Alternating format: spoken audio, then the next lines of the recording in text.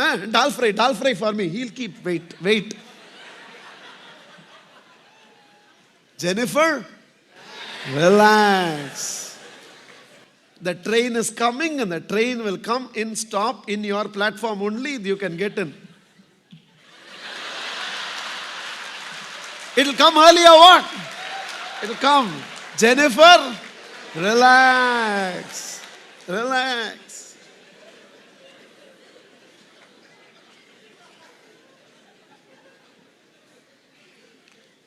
And I really think above all, the secret of my happiness is I've somehow built a very, very intimate relationship with him. I've developed a lot of trust on him. There were times when I wanted to eat vegetable biryani and my mother only gave me curd rice. I didn't know at that age. She knew what is good for me. I really thought she doesn't love me because she gave my brother biryani and she gave me only curd rice. But she knew I was having stomach upset. I think as I grew, I learned to understand much more than what I can understand with my limited intelligence. What she can see with her adult intelligence is good for me, I learned to trust my mother. This is what I felt I don't have to study, but my father insisted that I should study.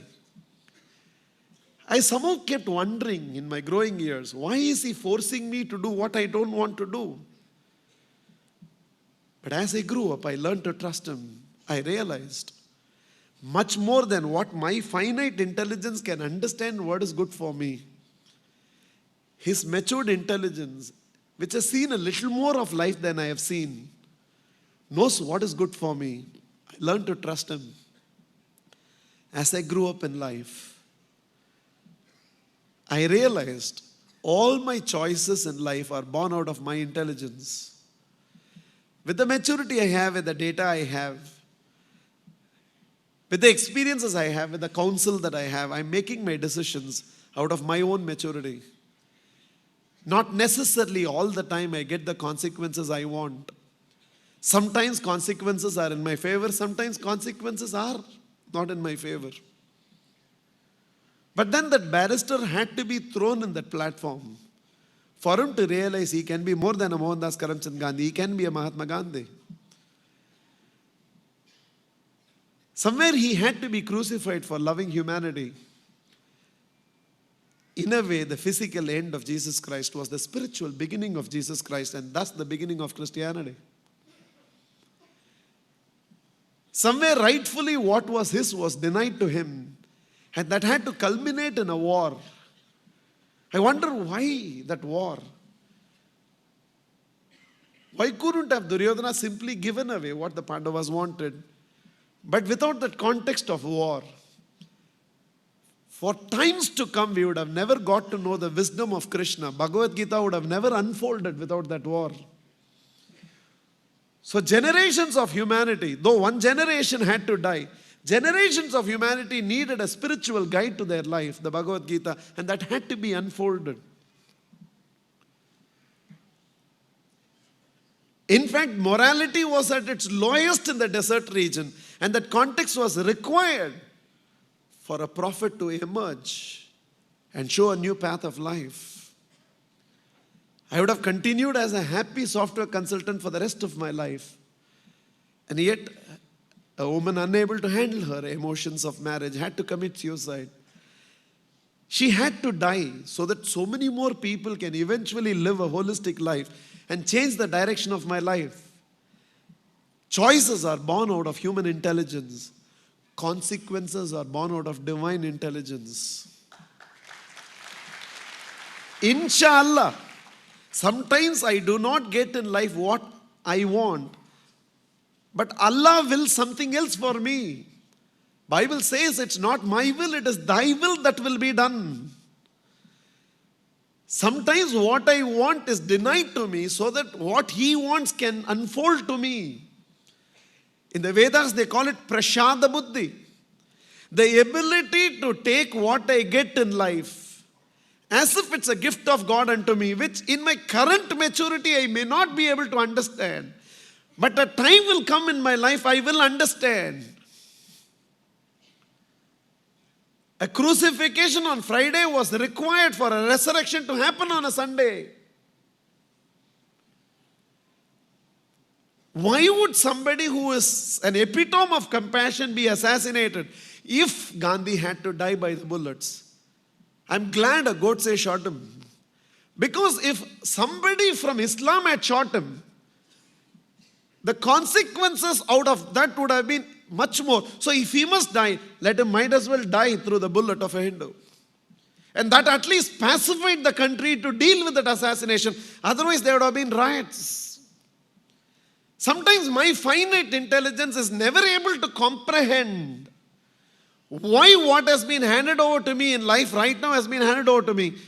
But I have learned now. My mother knew when I was a little one what is good for me. My father knew as I was growing what was good for me. In fact, as I was coming now in the flight, somebody was asking me a question on a guru. And I was just answering them. I was just telling them. In one way, I hold a guru even above God, because God gives you an experience and then teaches you the lesson. A guru preempts you even before the experience. Sometimes you have to fall to understand what God intended for you. A guru prevents you from falling, saying that don't go in the direction you might fall. He gives you the lesson that is required with which you live your experience. So in that sense, I realize that spiritual factor, that spiritual guide in my life sometimes understands much more than what my limited intelligence is able to comprehend. And eventually that has grown into this faith today. What gives me that eternal bliss? For those of you who have ever seen my signature, I always sign excited to be alive. And I am excited to be alive. Because I used to sign only T.T. Rangarajan and sign in certain ways. Somewhere one graphologist called me once and told me, sir, you have to change your signature. I said, why? No, anybody whose signature goes backwards, he is never happy in life, he said. I said, funny, yaar. I wish people happy morning, happy afternoon, happy evening. Anybody asks me, how are you? I tell them I'm on top of the world. Anytime. You wake me up in sleep and I'll tell you I'm on top of the world. So you're saying I'm miserable. Sir, that might be an exception. But anybody's signature who cuts his name into two will eventually commit suicide. I told him, you improve your graphology now.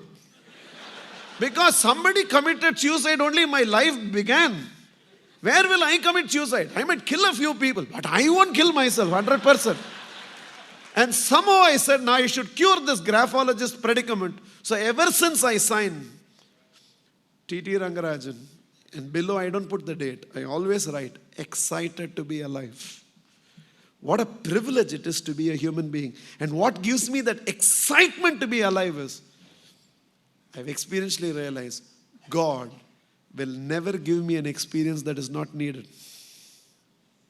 I may not understand with my finite intelligence right now why this experience has been given. But I know 2 days later, 1 week later, 10 days later, 15 days later, 3 years later, 10 years later, I look back and realize there was a purpose to that experience. In fact, when you study the history of the world, you realize unintended consequences has shaped the history of the world more than intended consequences. Sometimes when you don't get what you want, for all you know, that's the turning point of your life.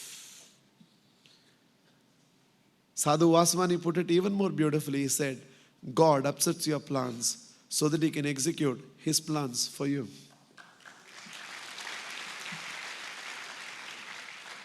So when sometimes I do not get in life what I want, I immediately tell myself, something better is coming.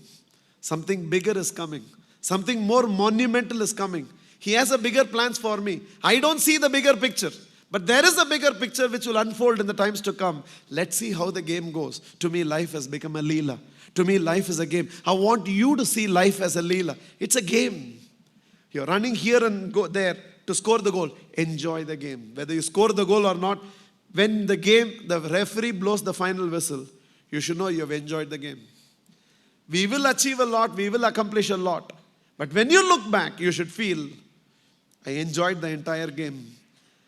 Ian Botham was asked in one of the interviews, after you're gone, how you would like to be remembered. And he said, somebody who enjoyed whatever he did. Why do it at all if I don't enjoy it, said Botham.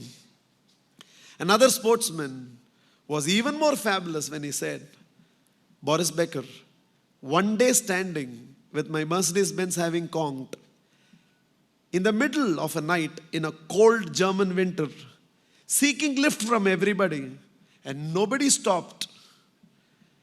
Somewhere I realized nobody stopped because they didn't know I am Boris Becker. If they had known, they would have stopped.